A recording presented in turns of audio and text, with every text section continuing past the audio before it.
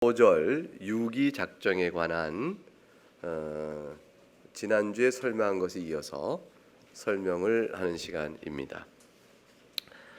15절 위에서 일곱째 줄 내려오면 또한 이런 게 나옵니다. 그렇죠? 또한 그 앞에 문장 일곱째 줄의 첫 문장은 뭐라고 시작되어 있죠? 유기하기로 작정하셨다 이렇게 되어 있습니다. 유기하기로 작정하셨다 이렇게 되어 있는데 그 유기 작정이 있는 것에 더하여 또한 이 유기 작정의 내용을 설명합니다. 유기하기로 작정하셨다. 근데 어떻게 작정을 하셨는가? 첫 번째 내용은 지난주에 설명한 것입니다. 하나님께서는 그들에게 구원하는 믿음과 회심의 은혜를 주지 않기로 작정하셨다. 그러니까 하나님께서 좋은 것을 주지 않는 겁니다. 여러분 이제 마태복음 20장에 보면 어떻게 돼요? 포도원 일꾼 부르는 비유가 나와요. 그래서 아침 9시부터 일하는 사람, 그다음에 이렇게 시간별로 일이 없어 오는 사람을 또 불러서 일을 시키되 마지막에는 오후 5시에까지도 일을 못 찾은 사람이 있어서 포도원의 일꾼으로 삼았다가 바로 이제 일삭을 주는 계산할 때에 뒤에 온 사람부터 계산하니 맨 나중에 온 사람은 일한 것도 없이 한 데나리온을 받게 되었습니다. 한 데나리온은 하루 품삯이었습니다. 이거를 이제 받으니까 아침부터 먼저와 수고한 이들은 더 받을 거로 기대하다가 자기들도 한 데나리온을 받으니 불평을 합니다. 주님이 그 비유를 말씀하시고 주인의 입을 통하여 주님의 뜻을 밝히십니다. 그것은 뭐냐면 내 것을 가지고 내가 선을 베풀기로소니 네가 나에게 어찌 뭐라 하느냐. 내가 내 것을 가지고 선을 베풀 권한이 없더냐 이렇게 말씀하세요. 내가 너와 약속한 것이 한 데나리온이 아니냐. 네 것을 가지고 가라 그러셨어요. 그러니까 주인 편에서는 아침부터 일하러 온 사람에게 대하여 조금도 불의하지 않았고 오늘 그에게 하루에 일할 수 있는 기회를 준 것 자체가 주인 편에서는 호의였어요. 많은 사람 중에 택하여 불러낸 거거든요. 그에게 약속한 한 데나리온을 주었으니 먼저 수고한 자의 마음이 주인을 불의하다 말할 이유가 없는 거죠. 자기 편에서. 그럼 뒤에 일도 하지 않고 마지막에 와서 자기보다 적게 일하였고 늦게 온 사람에게 똑같은 한 데나리온을 주는 것은 불의한 일이 아니라 오직 주인의 뭐가 됩니까? 주인의 사랑이에요. 긍휼이죠. 그 선을 자기 것을 가지고 선을 베푼 것이죠. 만일 하루 동안 줄 일꾼의 품삯을 10데나리온을 계획했는데 뒤에 온 사람까지 포함해서 전체 n분의 1로 나눠줬다. 그럼 먼저 한 사람이 불평이 되겠죠. 그러나 그것이 아니고 그 사람에게 합당한 대로 다 주고 나중에 온 사람에게는 주인이 자기 재산의 손해를 보면서 더해준 겁니다. 따라서 불평할 이유가 없습니다. 도리어 더 나아가 사실은 주님 말씀하지 않았는데 사실은 우리가 하루 종일 일하다가 그 한 데나리온을 받았던 사람이라고 쳐보십시다. 가장 일찍 온 사람을 쳐보십시다. 그러면은 여러분은 그 품삯이 나눠지는 그런 상황을 당하게 되었을 때 어떤 반응을 주인에게 하시겠습니까?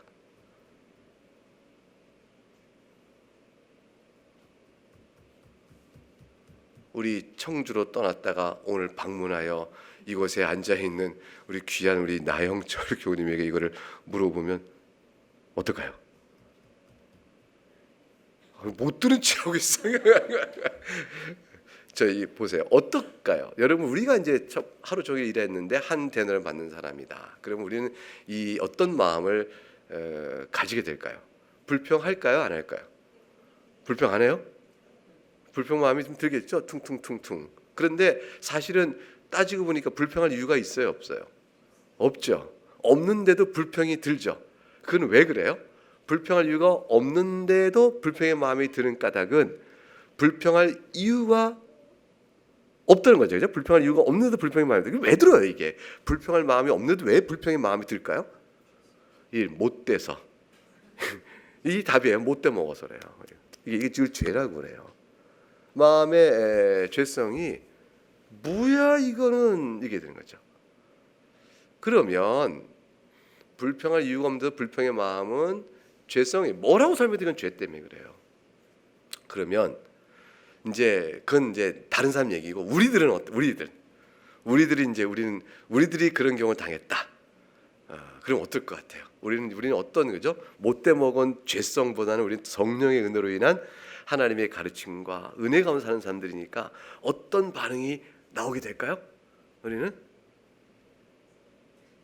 참 감사하다. 나는 아침에 일찍 와서 일을 하면서 오늘 하루의 품삯으로 가족을 살릴 수 있었는데 저자는 늘 어떻게 되나 3시까지 일도 못하고 어쩌나 싶었는데 마지막에도 주인의 선함 때문에 들어와 한 품삯을 받아 저들도 우리와 같이 하루의 생계를 일할 수 있게 되었으니 이 참 어떻게 기쁜 일이 아니냐. 내가 일을 많이 못하고 저자의 처지가 될 때라도 이 주인이 나를 이렇게 불러주면 얼마나 좋을까 싶어서 당신 축하하오. 우리 주인 참 좋으신 분이네. 이렇게 이런 마음으로 반응하지 않을까요? 불가능해요? 주님은 우리에게 그 마음을 알려주시려고 해요. 우리는 사실 첫 번째로 들어와서 일을 하루 종일 하는 사람은 아무도 없어요. 근데 자기 생각엔 첫 번째부터 와서 일하는 사람이라고 착각을 해요. 그 실제로 행한 것도 없으면서도 마음 심보가 악해서 그래서 한듯이 전제하고 그것조차 불평을 갖게 되어져요. 주님은 사실 이 비유 속에서 은혜가 뭔가를 알려주고 은혜 받은 자의 심령이 어때야 될걸 알려주죠. 첫째는 우리가 마지막에 들어온 사람이라는 처지를 알려주고 두 번째 뭡니까? 설령 첫 번째 들어온 자인 양 생각이 들 수가 있죠. 왜냐하면 먼저 믿을 수 있으니까. 나그네 교회를 시작할 때 나는 첫날부터 있었다. 당신은 2년 뒤에 왔잖아. 당신 4년 뒤에 왔잖아. 저쪽은 5년 뒤에 왔잖아. 나하고 비교해. 이런 마음이 들 수도 있잖아요. 이런 모든 생각들 우리 마음에 항상 있거든요. 내가 평생 주를 위해서 몇 대째 수고한 집안인데 뭐 이런 거. 너는 60에 믿고 나는 어려서부터 믿은 사람인데 라는 거로 인한 주와의 헌신에 대한 자기 어떤 것. 근데 왜 나는 고생하고 너는 인생살이가 나보다 낫냐. 뭐 별 생각 다 하는 거죠. 다 이게 죄성 때문에 그런 거예요. 근데 이제 주님은 설령 그런 생각이 들지라도 우리 마음속에 하나님 베푸신 은혜를 바라보며 감사하고 그 하나님이 내 안에만 사실 때문에 돌이켜보니 내가 받는 용서가 얼마나 큰가를 기억하라는 거죠. 주님께서 십자가의 강도를 구원하신 사건은 우리에게는요 예수 그리스도의 복음에 대한 절정이에요. 사실은 사도 바울은 자기가 죄인의 괴수라고 말하고 나 같은 자조차도 구원한 것을 기억하며 주님을 바라보라고 얘기했어요. 사도 바울은 내 헌신이 얼마나 훌륭한가를 너희도 본받아 나 따라오려면 멀었다 이런 얘기 한 적이 한 번 없어요. 나를 본받으라고 말할 때는 내가 그리스도의 사랑 안에서 어떻게 행한가를 보고 본받으라는 거였는데 그거는 그리스도의 사랑이 내게 너무 커서 당신도 내가 하나님 그리스도의 은혜를 아는 그 사랑을 알기를 원한다는 의미에서 본받으라는 측면인 것이지 바리새적으로 말하는 게 아니에요. 이제 그런 마음이죠. 십자가 강도를 용서한 하나님의 사랑은 우리에게 복음이 뭔가를 말해주는 절정의 예예요. 절정의 예. 다른 거 없어요. 그러니까 이제 이 포도원 풍금비도 마찬가지죠. 그러면 이제 주인이 거기서 말할 때 내 것을 가지고 내게 선을 베풀고는 소니 내가 나를 불의하다 하느냐라는 말을 하신 것 자체가 믿는 자에게는 믿음의 은혜를 주시고 그러니까 착한 자에게 믿음을 주시고 그렇지 않은 자에게 믿음을 주시지 않았다는 이 사실이 하나님을 결코 불의하다 말할 수 없다는 원리를 보여주는 거예요. 이건 전적인 주권이에요. 주인이 내 것을 가지고 내가 선을 베풀기로서니 이렇게 말하는 그 말 한마디 속에 하나님께 힐문할 모든 이유가 없어진다는 걸 우리가 보여줍니다. 하나님 왜 저자에게는 믿음의 은혜와 회심의 은혜를 주시고 왜 우리에게는 안 주시나요? 하나님 나빠요? 불의해요? 하나님 악해요? 라고 힐문하려고 할 때 주님께서 우리에게 주신 답변은 뭐냐면 내가 내 것을 가지고 그에게 선을 베풀기로서니 어째 네가 나를 악하다 하느냐라는 답변을 듣게 될 거예요. 다시 말하면 우리가 죄 중에 거할 때 주님께서 우리를 회심의 은혜를 베풀어 그리스도의 속죄 은혜를 받을 만한 걸음으로 나갈 우리 편에서의 어떤 권리가 전혀 없다는 사실을 잊어서는 안 돼요. 우린 그럴 권리가 없어요. 권리가 없고 따라서 베푸시는 선물을 주시는 자는 기뻐할 것이요 받지 못한 자는 자기가 받지 못했다 하여 그 선을 베푸시는 하나님을 악하다 말할 수 없는 처지인 겁니다. 이건 전적으로 하나님의 주권이에요. 따라서 유기작정의 첫 번째는 하나님께서 그러한 주권자이심에 대하여 그것이 옳도소이다. 그것에 대하여 항해나 불의하다 말할 수 없습니다라는 사실에 대한 인정부터 나가야 합니다. 그렇지 않으면 유기작정을 인간은 못 받아들입니다. 따라서 유기작정에 대한 고백은 오직 신자에게 사실은 가능해져요. 신자가 아닌 자는 절대로 하나님이 그 주권을 인정하지 않기 때문입니다. 자, 하나님이 주권을 인정한다고 말한 사람이 하나님이 그와 같이 하는 것은 불의하다고 말하면 주권을 인정하는 태도입니까? 인정하지 않는 태도입니까? 인정하지 않는 태도죠. 그거를 잘 생각해 보세요. 하나님이 주권을 인정합니다라고 형식적으로 말해놓고 하나님이 하신 일에 대하여 내 기준과 견해에 비추어 시시비비를 가려 선악간에 판단하며 그것에 따라 내가 하나님에 대한 나의 신앙적 관계, 순종과 불순종의 관계를 내가 결정하겠다가 하면 그 사람은 하나님에 대한 주권을 인정하는 거예요? 인정하지 않는 거예요? 인정하지 않는 겁니다. 그러니까 주권을 인정합니다 해놓고 주권은 이렇게 써야 인정받는 거예요? 조건을 다는 거죠. 내가 생각할 때 그럼 주권 인정합니다. 아니면 악하구만, 틀렸구만, 하나님 나쁘구만 이거죠. 이게 마귀가 넣어주는 음성이에요. 하나님이 정말 따먹지 말라고 그랬어? 너와 하나님 같이 하면 될까 봐 그래. 이게 전부 다 뭐냐면 하나님은 선악과를 에덴 동산에 놔둔 하나님의 작정에 따른 실행, 하나님의 그 뜻이 잘못됐다고 판단해감으로 거절하게 만드는 거죠. 주권의 부인을 하게 만드는 거죠. 주권을 부인하니까 내가 판단한 대로 내가 살겠다. 그거죠. 그래서 최초의 원죄는 뭐냐면 하나님 사라지라. 내가 임의로 하겠다라는 결론이 나오는 거고 자범죄는 원죄의 바탕 위에서 모든 죄의 성격은 스스로 살겠다는 거예요. 스스로 살겠다. 그러니 유기의 작정이 신앙인에게는 하나님의 주권을 인정함으로 수납되지만 그러나 신앙이 없는 사람은 하나님의 주권을 인정하지 아니함으로 인해서 결코 받아들일 수 없는 것이 되어집니다. 따라서 믿지 않는 자에게 유기작정에 대한 얘기를 그와 더불어 말을 한다는 것 자체는 쓸데없는 일이요 공연한 분쟁거리를 삼는 일이요 헛된 노력에 불과합니다. 그래서 신앙인은 상처를 받게 돼 있어요. 여기까지가 이제 첫 번째 내용의 정리입니다. 그래서 유기작정의 대원리는 첫째 뭐죠? 하나님의 주권에 대한 완전한 승복이 되어야 첫 번째 되어집니다. 하나님은 스스로 원하시는 자에게 좋은 것을 주실 수 있는 주권의 하나님이다를 인정해야 됩니다. 두 번째는 그러면 그 다음에 도리어부터 한 문장 읽어보면 시작.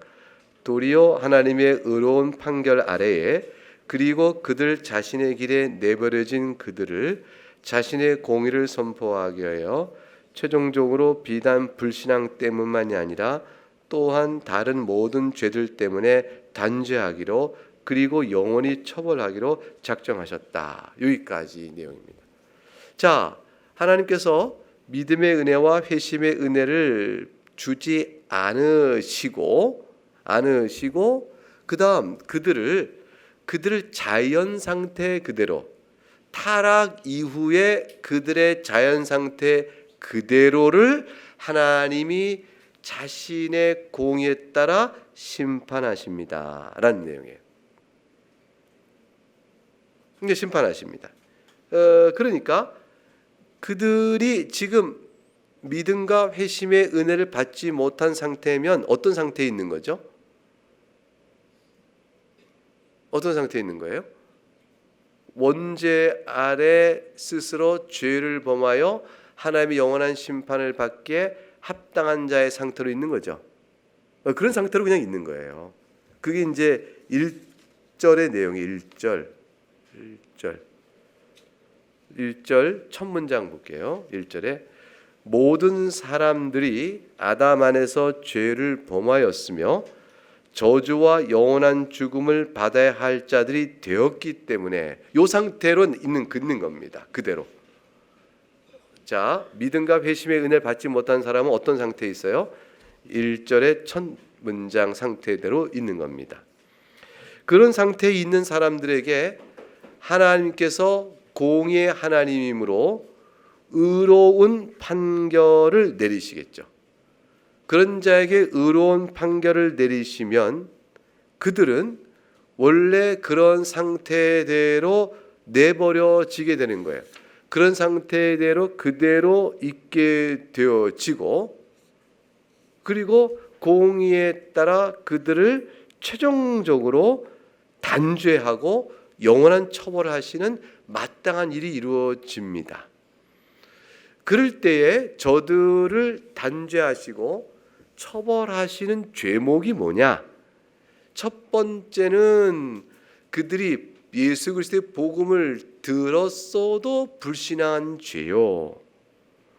두 번째는 듣지 못한 자나 듣고도 불신한 사람들이나 공이 본래부터 자신들이 죄를 지어 마땅히 받아야 될 그 죄목들입니다.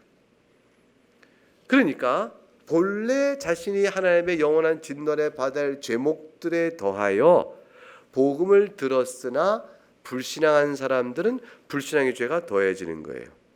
그래서 이들을 향하여 하나님께서 공의의 심판하시는 일은 비단 불신앙의 죄뿐만 아니라, 불신앙의 죄가 크죠. 예수 그리스도의 복음을 듣고도 거절했으니 살 길이 없는 거죠. 그것뿐만 아니라 그거 아니어도 이미 본래 자신의 죄값대로 영원한 형벌 아래 놓인 자들이고 그것이 그들에게 시행되어진다. 이것이 바로 유기의 작정이다. 이렇게 되어 있습니다. 자, 유기는 그러니까 버린다라는 뜻이요.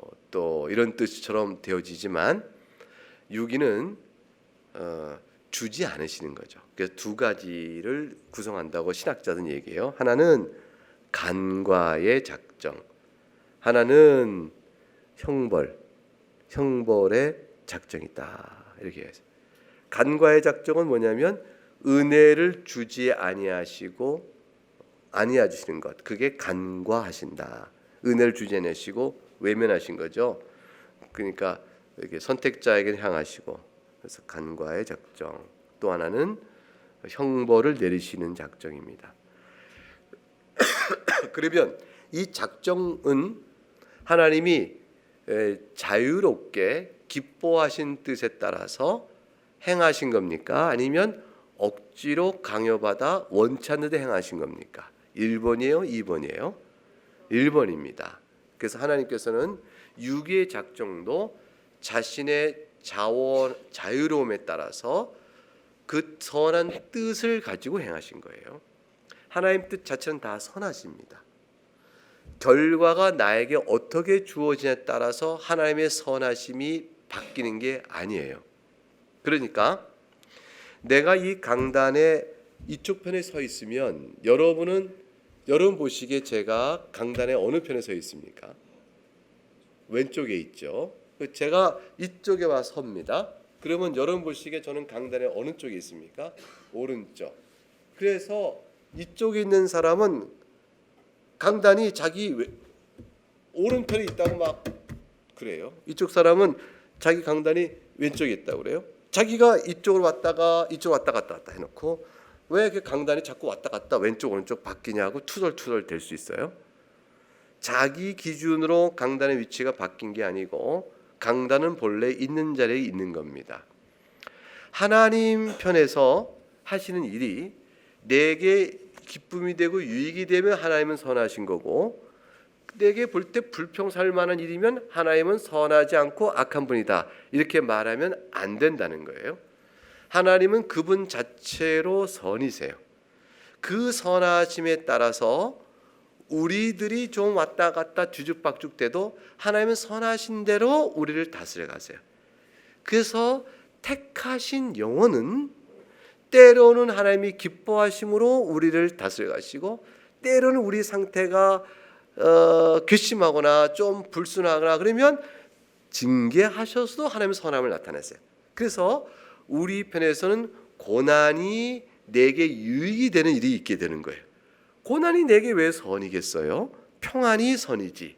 그건 사람 기준인 거예요. 하나님 기준에서는 어떤 때는 평안이 우리에게 선이 되고 어떤 때는 고난이 우리에게 유익이 돼요. 다 선하신 거죠. 그래서 합력하여 선을 이룬다 하고 말씀하시는 거예요. 하나님은 그대로 계신 겁니다. 하나님은 그 자체로 주권자이시고 하나님을 선악간에 판단할 피조물의 어떤 절대 기준이 없습니다. 그러므로 하나님께서는 그의 택한 자에게 믿음과 회심의 은혜를 주시고 아닌 자에게 회심 은혜를 주지 않으신다고 하여 선한 분이 악한 분으로 바뀌는 게 아니에요. 회심과 믿음의 은혜를 주실 때는 선한 분이셨다가 안 주실 때는 악한 하나님으로 바뀐 것이 아니고 여전히 하나님은 선한 분이십니다. 악한 자들에게 공의를 시행하심으로 하나님이 불의하지 않으심을 드러내세요. 우리의 선택받은 자에게는 믿음과 회심의 은혜를 주어 돌이키시되 우리에게는 대리속죄의 은혜를 주심으로 공의와 긍휼을 절묘하게 보이시는 거예요. 그렇게 함으로 그의 택할 자를 구원하시는 일을 행하십니다. 영원한 선택을 실행하시면서 유기의 작정을 동시에 실행하시는 겁니다. 마지막 날에 양과 염소의 비유에 나오듯 하나님 앞에 의인과 하나님 앞에 악인을 가려내어 심판하신 날이 이 작정의 실행이 나타나는 모습의 최종적 모습을 우리가 보게 되는 것입니다. 그러므로 유기 작정은 하나님의 주권적 행사여 동시에 결코 불의하지 아니하신 것이다. 선택의 작정은 하나님의 긍휼의 크심을 나타내신 것이고 유기 작정은 하나님의 주권과 주권 똑같아요. 선택의 작정도 하나님의 주권이요, 유기 작정도 하나님의 주권을 천명하면서 그 안에서 주권인 하나님이 선택의 작정으로 긍휼의 영광을 받으시고 유기 작정을 통해서 공의 영광을 드러내신 것이다, 이렇게 생각하시면 되는 것입니다. 자, 그래서 밑에서 셋째 줄, 이것이 유기의 작정이다. 그 다음 문장 읽어봅니다. 시작. 그런데 그것은 하나님을 결코 죄의 기원자로 확정하지 않는다. 이건 생각조차 뭐라고 되어 있습니까? 신성모독이다. 이게 생각이 있어서 이거는 생각만으로도, 다시 제가 이걸 새로 번역을 했는데 그때는 생각만으로도 해서 생각만 해도 이거는 신성모독이다. 왜냐하면 하나님이 죄의 기원자다. 이게 무슨 말이냐면, 자, 믿음과 회심의 은혜를 받은 사람은 이전과 달리 죄와 싸우며 죄를 범하는 일이 줄어들고 또 완전히 죄를 짓지 않는 일이 있지는 않겠지만 죄를 슬퍼하며 그래서 죄에 대하여 영적 싸움을 하는 현상이 나타납니다. 단순한 양심의 가책으로 인한 자책이 아니고 그야말로 회개이니 하나님을 사랑하고 죄를 미워하는 그러한 변화의 역사가 나타나죠. 그게 이제 회심과 믿음의 은혜를 받은 중생자의 영적 상황입니다. 그렇다면 이것과 달리 회심과 믿음의 은혜를 받지 못한 사람들에게는 이런 영적 싸움의 현상이 나타날까요? 안 나타날까요? 나타나지 않는 것이죠. 이들에게 보통의 자연인에게는 일반적인 양심에 따른 자책과 도덕적인 괴로움, 그걸 통해서 죄와 싸우고자 하는 이런 마음은 생기겠죠. 그러나 그것은 양심의 수준 안에서의 일정한 것이요, 개중의 도덕성이 좀 탁월하여 신자보다 우월한 윤리적 삶을 외적으로 사는 사람이 없지 않으나 평균적으로 악합니다. 그것은 하나님께서 노아의 홍수 때에 사람이 마음에 계획하는 것이 항상 악했다라는 이 말씀의 판단에서 이미 설명되어져 있는 것이요, 시편에 이른 것처럼 하늘에서 내려보실사 의인은 없나니 하나도 없다는 말씀 속에서 드러나고 있는 것입니다. 다시 말하면 피조물의 궁극적인 윤리란 것은 하나님을 배제시킨 하나님 없는 독단적이며 임의적이며 또 독립된 윤리로서의 선이란 것은 본래 없습니다. 우리는 그런 것을 가질 만한 자존적 존재가 아닙니다. 따라서 우리가 갖는 선이란 것은 하나님의 영광을 위한 것이요, 하나님께서 우리에게 명한 것을 그 뜻에 따라 마음과 힘을 다해 순종할 때 비로소 우리에게 선이라는 것이 주어지고 윤리라는 것의 가치가 주어집니다. 따라서 엄밀한 의미에서 보면 믿지 않는 자에게는 윤리적 실현이라는 것은 그런 의미에서는 기대하기 어렵습니다. 다만 자연적이며 일반적이며 도덕적 선이라고 말하는 보편적으로 공유할 만한 일정 수준의 선이 있으니 이 선을 신학자들은 설명하기를 일반 은총, 일반 은혜 이런 식의 설명을 했고, 어떤 이들은 은혜란 말 붙이기가 내심꺼려 일반 선이란 말로 족하자라는 사람도 있어요. 어쨌건 그런 것이 있을 뿐입니다. 그런 것은 죄와 싸워 이기는 능력을 신자가 성령 안에서 갖는 것과는 다릅니다.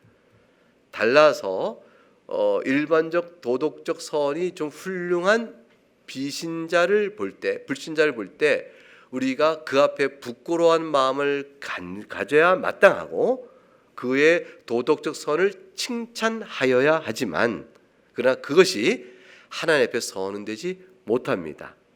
그렇다면 우리에게 나타난 죄와 싸우는 영적 싸움이, 그런 싸움이 불신자에게는 본래 없는 것인즉 저들은 일생을 다 돌아볼 때 한 가지가 남는 겁니다. 죄와 허물 아래 사는 인생이요, 어둠에 속한 인생이라는 판단과 결론을 피할 수가 없는 겁니다. 자, 그렇다면 저들이 이렇게 얘기할 수 있는 것이죠. 왜 우리만인가 하고 선택받은 자를 바라보게 될 것입니다. 그러면 마지막 심판 자리에서 이들은 의인이라고 하나님이 공적으로 선언해 주신단 말이에요. 지금은 내가 의인인 것을, 그리스도 안에 속한 의인인 것을 누가 선언해 주셨어요?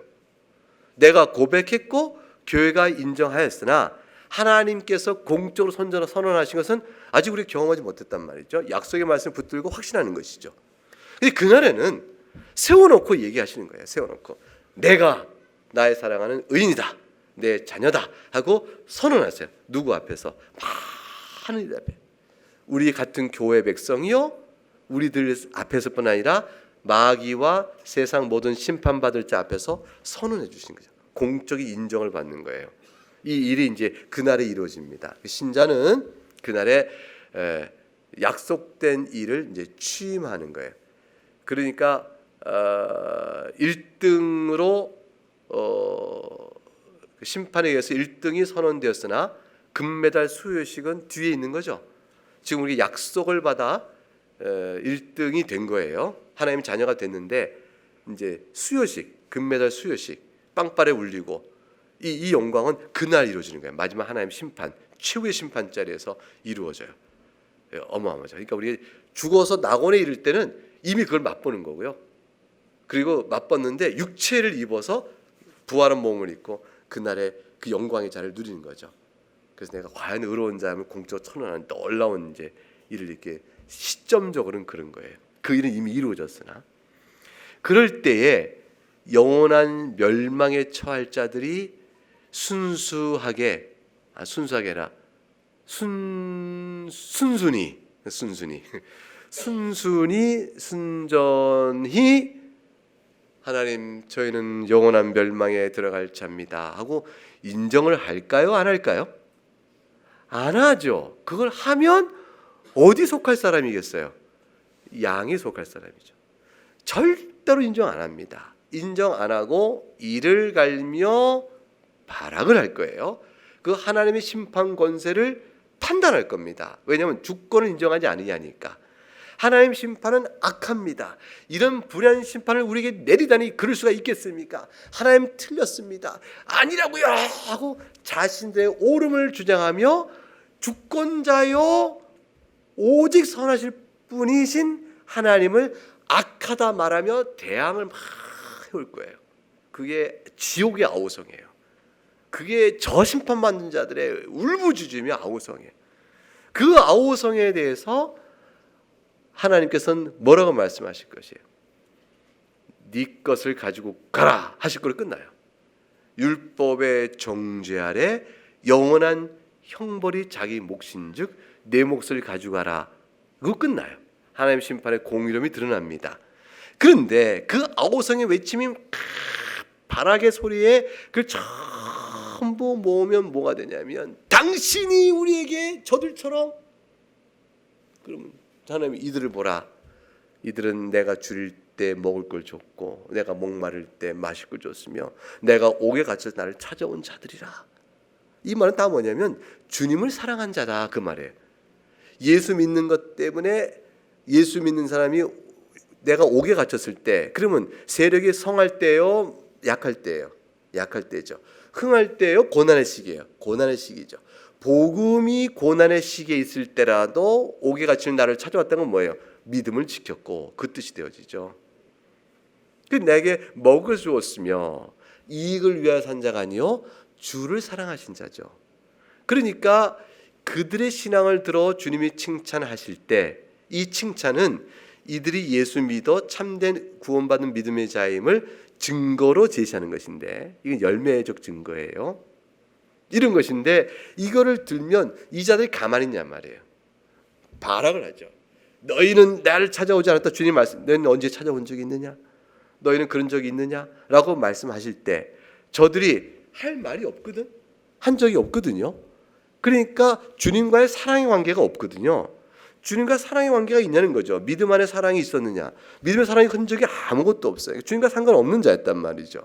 그러니까 아무런 나를 사랑한 증거가 뭐가 있냐고 다 아무것도 제시할 게 없어요. 안 했고만 나오니까 이제 그들 할 말은 뭐예요? 우리에게도 믿음과 회심의 은혜를 줬으면 어찌 없었겠는가? 이 말을 하게 되죠. 이 말을 하는 거죠. 믿음과 회심의 은혜가 없다면 우리가 어찌 없었겠는가? 그러니 믿음과 회심의 은혜를 주지 아니한 당신의 잘못이요. 그러므로 그거를 우리에게 주지 아니하므로 우리가 원죄 아래 자범죄를 범하여 죄 가운데 있게 하였으니 실상 우리가 죄를 범한 것은 다 당신 때문이요 라고 말하는 것이죠. 그래서 죄된 책임과 모든 것을 누구한테 뒤집어 씌워요? 하나님께 뒤집어 씌우는 거예요. 당신이 내게 안 해줬잖아. 주권을 행사하여 우리에게 죄와 싸울 힘도 안 주시고 나에게 결국 우리가 죄를 짓도록 하게 된 원인이 거기 있고 저자들은 은혜 줬으니까 그나마 있는 거고 이게 다 가만히 보면 당신을 사랑하지 않았다고 우리를 죄 아래 두려고 하는데 당신을 사랑하지 않은 게 다 우리 탓인가? 저자들은 당신이 은혜를 줘서 사랑하게 된 거고 우리는 은혜를 주지 않아서 은혜를 못 받아 사랑하지 못한 것인데 이게 우리 탓인가? 당신 탓이다. 우리의 죄값은 당신이 짊어져야 한다라는 것으로 딱 결정돼 버리는 것이죠. 그래서 뭐가 되냐면 하나님으로 하여금 우리가 죄를 짓게끔 만드는 자들이다라고 하나님을 비난하는 말로 저들의 몸부림과 발악이 요약되어집니다. 어떤 말들이에요. 어떤 말이든. 그래서 오늘날 복음을 전해보면 복음을 거부하는 사람들의 모든 토론의 마지막 단계에 이르면 바로 이 얘기를 합니다. 죽은 영혼이요, 죄 아래 있는 영혼이요, 마귀의 영향 아래 있는 영혼의 본색이 나타나는 겁니다. 은혜 받은 자는 어떤 자입니까? 본래 내가 그런 자였습니다. 그러니 주께서 나를 영원한 진노 아래 두심이 마땅합니다. 이 고백을 하면서 이 고백 자체를 할 수 있게 된 게 은혜인 걸 깨닫게 되는 거예요. 내가 내 죄를 인정하네. 하나님의 높으심을 내가 인정하네. 이걸 인정하는 순간 이 인정 자체가 회심의 은혜인 거예요. 회심의 은혜 속에서 주님을 사랑하길 원합니다. 이 고백을 하고 주님을 사랑할 힘을 주세요 라고 말할 때 이 믿음의 은혜가 들어오는 거예요. 그리고 예수님을 의지하게 되는 겁니다. 예수밖에 없네. 이렇게 되므로 그가 신자임이 드러나는 거죠. 그게 바로 우리에게 주신 바 된 하나님의 은혜인 것입니다. 이제 이게 예정적 선택과 유기가 가르쳐주는 중요한 교훈입니다. 죄의 기원자로 확정하지 않는다. 그것은 생각에서 신성모독이다. 이걸 기억하시기 바랍니다. 나머지 두 줄은 다음 시간에 이어서 하겠습니다.